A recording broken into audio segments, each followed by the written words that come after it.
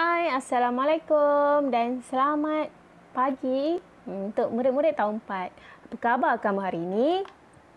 Teacher harapkan semuanya sihat-sihat belaka dan sudah bersedia untuk belajar sains pada hari ini.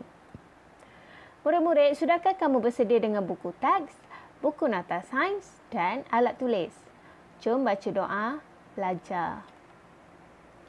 Murid-murid, pada minggu ini kita akan meneruskan pembelajaran kita untuk tajuk bunyi. Sorry ya, teacher ada kesilapan tarikh. Teacher tulis 24 pula, sepatutnya 26. Okey. 24 tu tahap 1 punya kelas, teacher tersalah. Sorry ya. Okey, untuk tajuk ini kamu boleh rujuk buku teks muka surat 114 dan juga 116. Sekiranya pada minggu lepas kita belajar bagaimana bunyi dihasilkan. Bunyi terhasil daripada getaran. Ingat lagi tak? Dan teacher bagi contoh alat muzik sebab selalunya kalau bunyi kita selalu relate dengan bunyi alat muzik.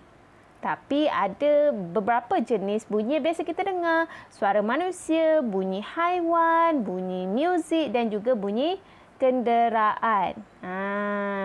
Tapi minggu ni kita nak belajar sifat-sifat bunyi. Sekiranya tajuk cahaya, kita belajar sifat cahaya, bunyi juga mempunyai sifat-sifatnya. Okey. Pertama, bunyi bergerak. Kamu boleh rujuk ya buku teks muka surat 114. Bunyi bergerak. Kita akan belajar tentang bunyi bergerak dan sifat keduanya ialah bunyi boleh dipantulkan. Sekiranya tajuk cahaya ada 3 sifat cahaya kita belajar. Untuk bunyi ada 2 sifat bunyi yang akan kita pelajari pada minggu ni. Okey. Kamu rujuk ya dalam buku teks itu bunyi bergerak.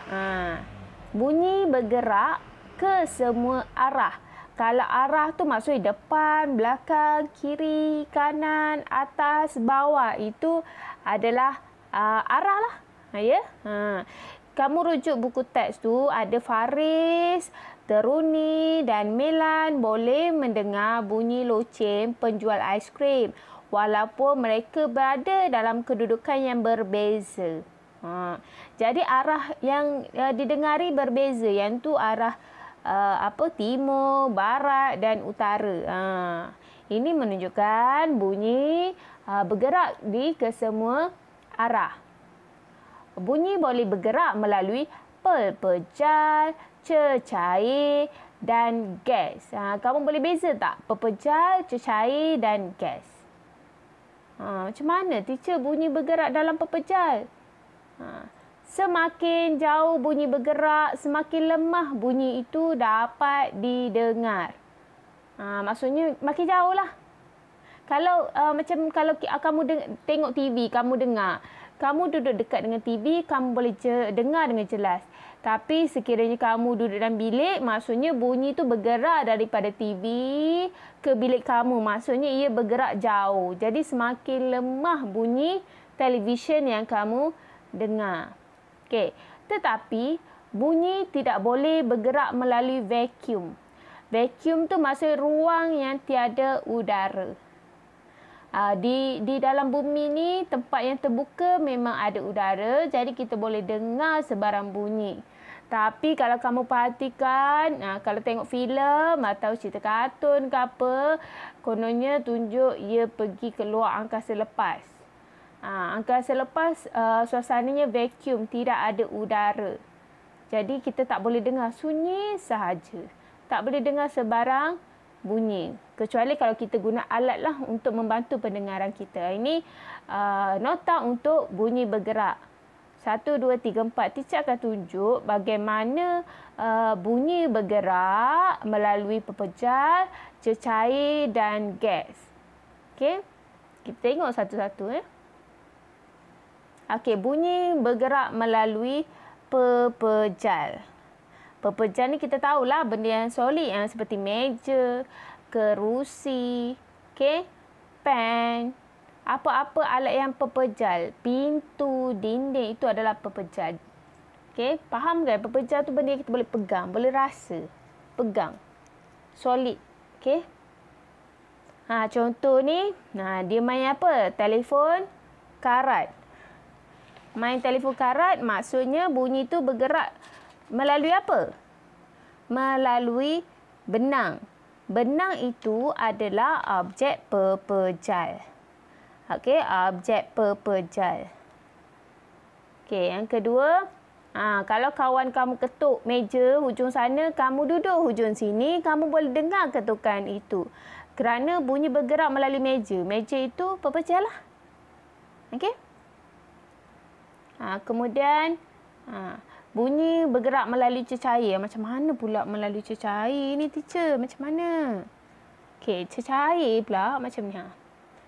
Kamu bunyikan loceng di dalam air. Contoh ni teacher bagi contoh lah. Jangan kamu kata mana ada loceng dalam air. Contoh, kita nak adakan sesuatu benda yang mengeluarkan bunyi. Jadi kamu di permukaan air, kamu boleh dengar. Kamu di dalam air pun boleh dengar. Kerana bunyi bergerak melalui air. Dan juga ni bunyi, ikan paus. Ikan paus dalam air. Okey. Kemudian, bunyi boleh bergerak melalui gas. Ini teacher rasa biasa. Biasa. Yang melalui gas ni biasa. Tapi kamu yang tidak, tidak sedar. Sebenarnya bunyi tu bergerak melalui udara. Udara tu gas lah. Okey. Pertama sekali, teacher saja tunjuk bunyi benda yang kamu biasa dengan ambulan. Tak kisahlah ambulan ke, siren, bomba ke, polis. Kamu boleh dengar. Kerana bunyi itu bergerak melalui udara. Udara tu gas lah. Dan semua arah kamu boleh dengar. Depan, belakang, kamu duduk dalam rumah, kamu duduk kat sekolah. Boleh dengar kan? Sebab bunyi tu boleh bergerak di semua arah dan melalui udara. Dan kalau kau tengok gambar tu, orang depan tu, kamu tengok wave dia, gelombang dia rapat-rapat. Maksudnya ambulans tu mendekati ia. Jadi bunyi tu, bergerak mendekati lelaki itu. Dan dia menjauhi perempuan itu. Jadi makin lama, makin slow lah. Makin perlahan bunyi ambulans yang didengari oleh wanita itu. Ni... Apa ni? Dia jerit. Budak lelaki ni jerit. Lepas tu kakak dia suruh diam. Bising. Ini dia jerit maksudnya bunyi manusia tu, bunyi jeritan tu bergerak melalui udara. Okey? Yang kedua, tajuknya bunyi boleh dipantulkan. Teacher saja nak terangkan dulu. Kemudian baru kamu salin. Macam kita tengok, kita belajar cahaya. Cahaya boleh dipantulkan pada permukaan yang rata, yang keras, yang licin. Tapi bunyi boleh dipantulkan apabila terkena permukaan yang keras. Ya, kalau terkena ke permukaan keras, ia dipantulkan semula. Contoh pantulan bunyi adalah gema, ultrasonik, sonar. Teacher rasa antara tiga ni, gema biasa kamu tahu apa itu gema, cuma mungkin tak tahu namanya gema. Gema. Bergema. Ini bunyi boleh dipantulkan. Macam mana kalau tadi teacher tunjuk contoh bunyi bergerak melalui pepejal, cecair dan gas. Ini teacher nak tunjuk contoh-contoh pantulan bunyi. Gema, ultrasonik dengan sonar tu macam mana tu? Okey, ini gema. Kamu boleh rujuk dalam buku teks muka surat 115. Nak tengok ya contoh pantulan bunyi, arah bunyi bergerak, arah pantulan bunyi. Salin ya dalam buku tu arah bunyi bergerak dengan arah pantulan bunyi. Tak payahlah kalau susah nak lukis, kamu lukis sekadar kamu boleh buatlah, kamu lukis. Fenomena pantulan bunyi lah ni teacher nak tunjuk muka surat 116 ni. Okey, gema. Apa itu gema? Gema ialah bunyi yang terhasil apabila bunyi dipantulkan pada permukaan keras. Permukaan keras macam batu, tanah tu kalau dipadat pun keras ya. Dinding. Dan pastikan masa ada pantulan tu kita tak ada permukaan yang lembut. Sekiranya ada permukaan lembut, permukaan tu akan menyerap bunyi. ia tidak memantulkan balik bunyi. Sebab itulah kalau kat rumah kamu tak ada pantulan bunyi. Sebab rumah kamu ada langsir, ada sofa, benda yang lembut, ada bantal, ada kain. Ia menyerap bunyi. Jadi, kamu tak dengar pantulan suara kamu kecuali sekiranya kamu baru berpindah rumah tu, belum ada perabot lagi, belum ada apa-apa dalam tu. Bila kamu bercakap, memang kamu boleh dengar balik pantulan suara kamu. Itu namanya gema. Okey? Contohnya yang teacher cakap satu tadi, kamu masuk rumah baru. Ini kalau pergi gua. Sebab dalam gua tidak ada macam perabot ke apa. Dia dinding gua tu adalah permukaan keras. Jadi suara kamu dipantulkan oleh permukaan dinding gua tu. Jadi kamu boleh dengar. Gema tu yang macam contoh panggil Kisha, Kisha, Kisha, Kisha, Kisha. Itulah gema. Contoh teacher bagi. Ni biasa ni. Yode, apa benda tu? Yode, you. Itu dekat gunung bukit. Dan suaranya dipantulkan oleh apa? Dinding, bukan dinding lah, permukaan gunung ke bukit dipantul balik. Boleh dengar suara kamu mantul balik. Okey? Dan ni ultrasonik. Ultrasonik ni apa teacher? Ultrasonik ialah bunyi yang tidak dapat didengar oleh manusia tetapi boleh didengar oleh haiwan seperti kelawar, ikan lumba-lumba dan paus. Kamu boleh rujuk muka surat 117. Okey. Ultrasonik dapat membantu arah dan mengesan lokasi mangsa masing-masing. Teacher tulis membantu, sepatutnya memandu arah. Ia memandu arah untuk haiwan seperti kelawar kan dia penglihatannya tidak berapa jelas. Jadi ia memerlukan ultrasonik yang dikeluarkan oleh haiwan-haiwan lain untuk dikesan kedudukan mangsa-mangsanya. Ikan lumba-lumba pun begitu juga dan ikan paus. Okey? Ultrasonik. Dan sebenarnya ultrasonik ni juga membantu dalam bidang perubatan. Kita panggil ultrasound tu. Satu, untuk mengesan organ di dalam badan pesakit. Kemudian nak kesan juga bayi dalam kandungan tu. Biasanya untuk untuk mengesan organ di dalam badan ni, selalunya gelombang bunyi tu bila dia kena dekat tulang atau objek-objek tumpat dalam badan kamu ataupun mungkin ada objek-objek yang asing dalam badan kamu. Jadi bunyi tu dipantulkan balik. Maksudnya kalau terkena tulang tu kan keras. Bunyi tu akan dipantulkan balik. Oleh alat ni lah ultrasonik. Sama juga bila ultrasound untuk kesan bayi tu.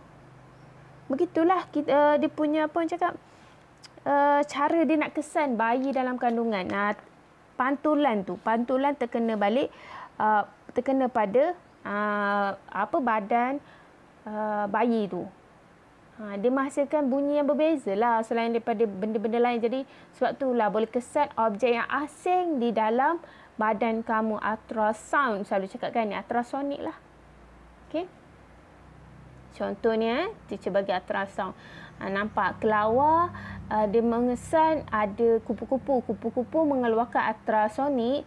Kelawar juga dia mengeluarkan ultrasonik, jadi dia tahu itu arah yang dia nak pergi dan ada mangsa dia nak makan lah.